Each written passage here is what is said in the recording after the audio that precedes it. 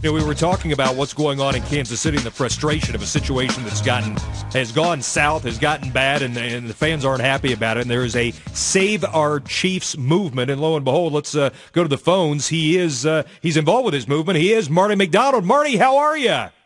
Hey, I'm great, guys. Thank you for the opportunity to be with you on the airwaves tonight. Marty, it's funny, in reading some of the frustration coming out of Kansas City, I related back to what Bengal fans have felt like at times over the years and in different causes or movements that have started. Tell us about when and why this Save Our Chiefs movement started.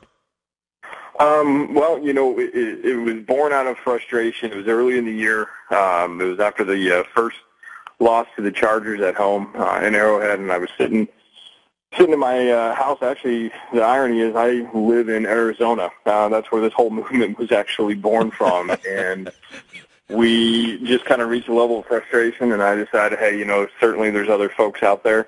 A lot of us post on ChiefsPlanet.com, and we had been talking about the game and another disappointing loss in the Scott Pioli era, and decided to create a Facebook page and a Twitter handle.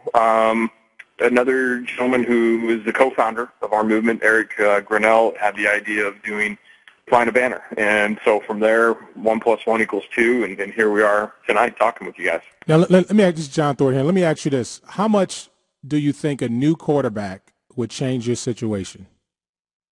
I think a new quarterback changes the dynamic severely. Matt Castle, you know, great human being, just a substandard quarterback. I think CBS Sportsline had him ranked like 32nd out of 32 starting quarterbacks in the NFL, and at one point he was actually ranked 33 out of 32 starting quarterbacks. You know, the passing game is something it's just non-existent. We're not taking chances. We're not taking advantage of Waybo's skill set to get him downfield. You know, you've got John Baldwin, who has a lot of talent. Some say was the second coming of Larry Fitzgerald coming out of college. And he's been really rendered useless in the offense, and it's a lot of it's due to Castle's inaccuracy. I mean, he's just a turnover-generating machine, and I think having a fresh quarterback, a new start, someone with a good skill set, the ability to throw further than 10, 15 yards downfield would be a big benefit to the team. So does your movement want everyone out, like Romeo Crennel, Scott Pioli, his Patriot ways, everything? Or, I mean, what would really make you guys happy, you think? Well, the gist of the movement is, you know, to restore hope and fire Pioli. He has not been the bundle of goods that we were sold on as a fan base, and his way hasn't worked. And in fact, there's really no one from the New England system that's gone on, with the exception of Thomas Dimitroff, that's had success. And that's coaches and player personnel guys. And so the goal is to get rid of Pioli. We need new leadership, and a byproduct of the new leadership is going to be a new coaching staff. I think what ended up happening is Pioli tried to recreate the New England way in Kansas City, and we ended up the Midwest Cleveland Browns, I guess. So Marty, tell us about Blackout Arrowhead. What are you asking out of fans on Sunday for Bengals Chiefs at Arrowhead? We want fans to go to the game. We want fans to be there in the stands. We want them to support, but we're asking them to wear black. I mean, the Chiefs have a lot of black fan gear, from jackets to sweatshirts to T-shirts, and that's what we want. The stadium is a sea of red normally, and we want fans to wear black, and that's what we've been encouraging, because we want to send a visual statement to owner Clark Hunt. We want them to see that the fan base is not happy. I mean, we're in mourning that we've been stuck in a perpetual rebuilding cycle for a long time now, and if Pioli's retained going into the next season, you're going to have a lot of season ticket holders that are going to stop renewing, and the true financial impact isn't anything that we can do in 2012. It's going to happen in 2013, and we want Clark to see that. We know that Mr. Hunt has and his family, including his brothers, have seen the banners, and they're embarrassed, you know, by what's going on, and they know that there's issues. And we think that we've already seen some cracks in the foundation in terms of Scott Pioli because of the recent release of Stanford routes.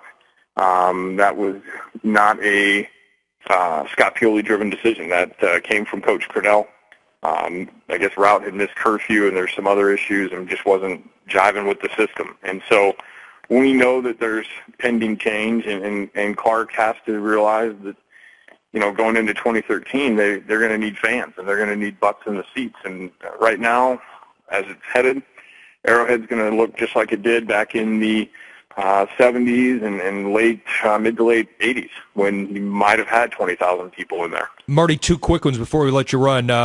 Is Sunday's game a sellout? Will it sell out? Is that determined at this point? I'm not sure if it is a sellout. I mean, teams always announce higher attendance totals anyways because of its tickets sold. Sure, it's not butts in the seat, which, you guys know very well in Cincinnati from years past. So we don't have any clue on what the attendance is going to be. But during the game, you're going to see the mid-level, which is the club level. The yellow seats. There's going to be a lot of empty seats up there, and you're going to see some black up there, and the upper bowl is going to be empty. It's going to look like there's a lot of Cincinnati Bengal fans at the games, but those are probably Chiefs fans dressed in black. Marty, for those who want to find out more about the movement, is it Save Our Chiefs on Facebook? Is that the easiest way to find out more? Yeah, the easiest way is just to go to www.saveourchiefs.com. That takes you right to our Facebook page, and we intentionally did it that way because we wanted to create a real-time social media community. And then on Twitter, our Twitter handle is the @ and then it's Save Our Chiefs, and it's R is spelled out O-U-R. Marty, appreciate you checking in.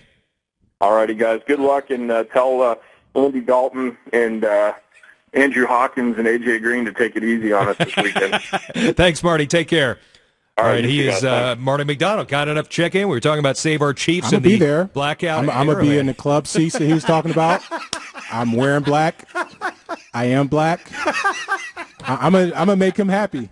I'm just going to be, I might not have Chiefs gear on, but, I'm gonna do what he says do. Are you ready for your keys to the game when we come back? All right, we'll do this and get keys as we continue. This is the Like and Zoil Roundtable Show on 700 WLW.